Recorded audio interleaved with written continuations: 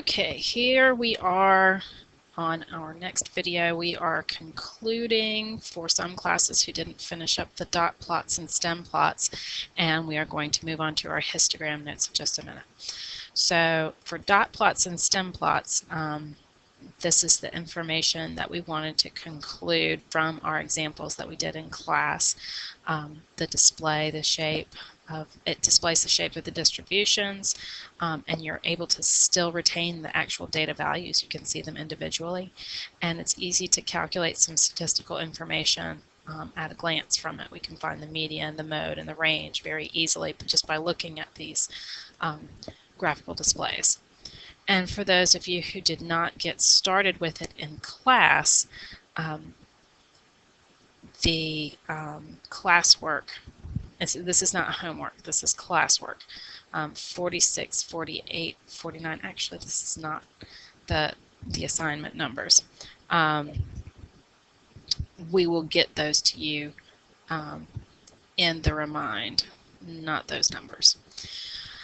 Okay, so let's talk about histograms. This is what you have come here for. This is what you're taking notes on today. This is another way to display quantitative data. And we will use histograms when we have a lot more data values than our dot plots and stem plots. Those are for a smaller number of values, but when we have a tremendous amount, it's easier to work with it when we are using histograms.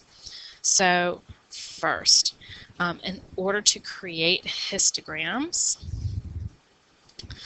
we have to use at least 5 classes, and the classes are just the name for the bars in a histogram. A histogram looks a lot like a bar graph.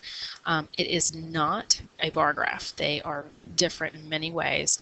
One of them is the fact that their classes touch one another, whereas in a bar graph your bars are separate and they do not touch. But similarly to our bar graphs, the classes have to be an equal width, but the width of classes in a histogram actually means something. It represents a range of data. And also we have to adjust the calculator window when we're looking at our histogram, and I will show you how to do that in just a minute. So while we're examining distributions, any distribution, we looked at the distribution of dot plots and stem plots in class.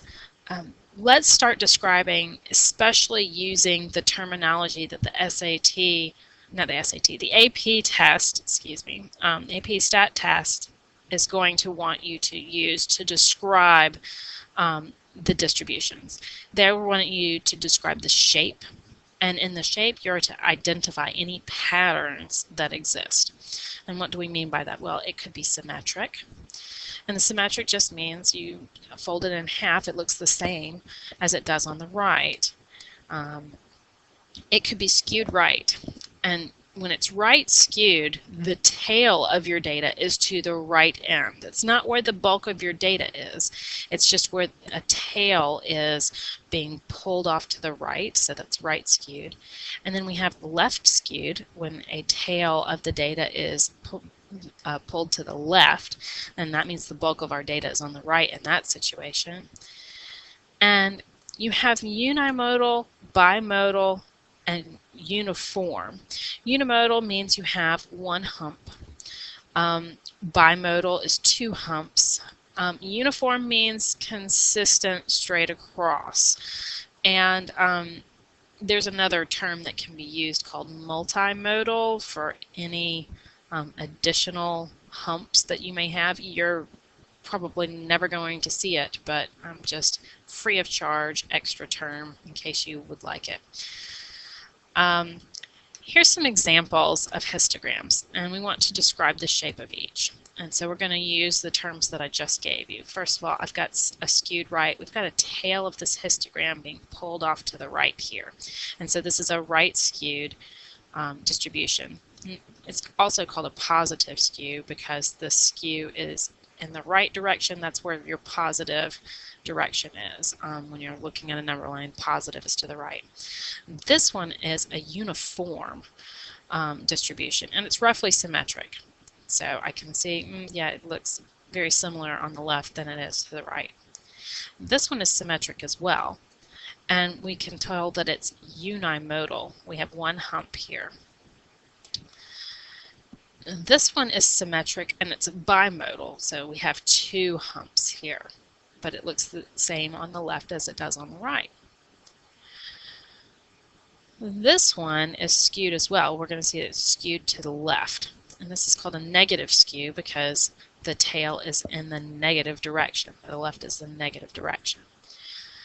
And here what we have is a skewed right, so our tail is off to the right. It's a positive skew.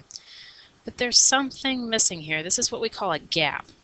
And I'm going to tell you in just a minute when we are to be describing gaps. So first we're talking about the shape.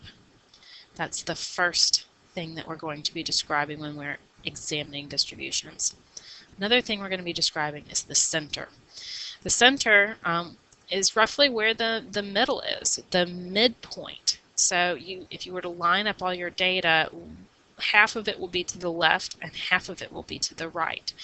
So you can locate the midpoint by doing a median calculation. It was easier to locate a median with a dot plot or a stem and leaf plot because you just count the values until you get to the middle. But we can calculate using our calculator the median in these circumstances. We can calculate, look at the spread. So the lowest values and the highest values. What are the limits of our data here? Was the minimum and the maximum? That's our spread. That is another thing that we're going to be wanting to describe when we're describing the shape, center, spread of a distribution. And finally we have what's called outliers, if there are any. So we're looking for deviations from the overall pattern. We're looking for data that's just way out beyond where the rest of the data is. And this is also the time where we're going to be looking for what are called gaps. That's something that's not expected. It's a deviation from the overall pattern. So even though this is a skewed right distribution, there's a gap here, and there should be an explanation for that we can come up with. Okay, so shape, center, spread, outliers. This is the standard expectation when we're talking about the AP Stat test, what they want you to be describing about your distributions. So now let's look at an example. The following table shows the ages of all U.S. presidents when they took office.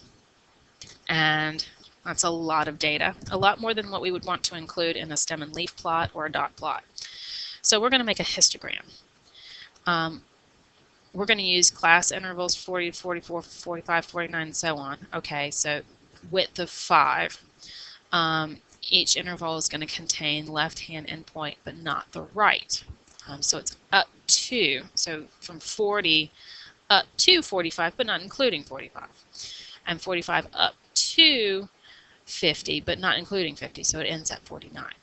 That's how a histogram is going to work. It's on a number line. We can't leave any data out.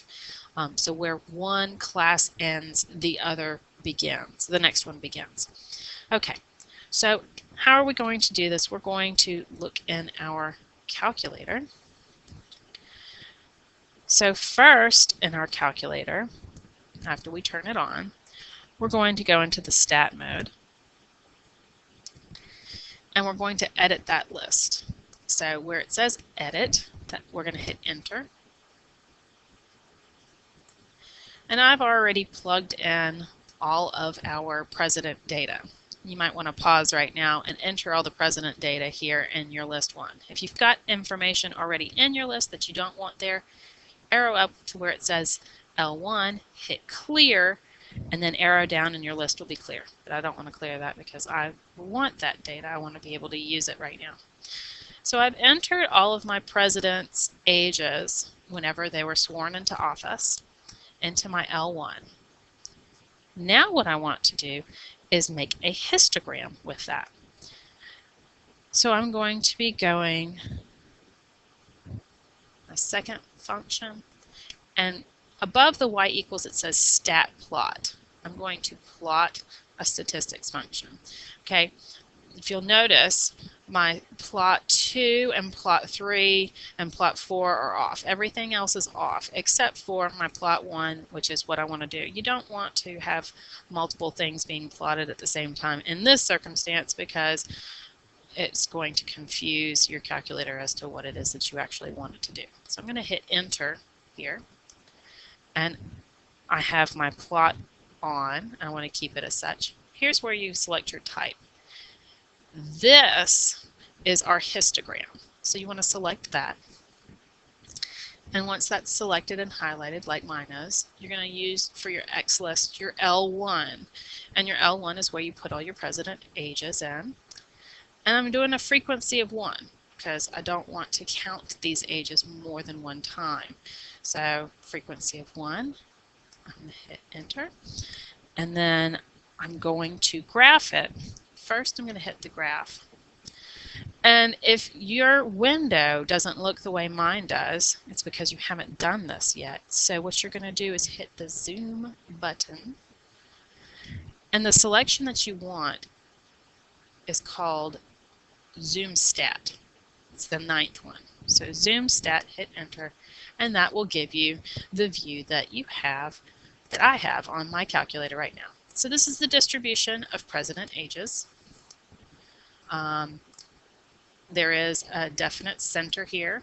It's unimodal. We might have a little bit of a tail to the right, but not much. It can't see it as well in this distribution if it does exist. Okay? So that's how you are going to make a histogram in your calculator. So if you did it in an Inspire calculator, it would look a bit like that. Fancy, fancy. Let's describe the shape, center, and spread of the distribution. So it's roughly symmetric, slightly skewed right, just like I told you. The center, from this picture, I can see the center is about at 54.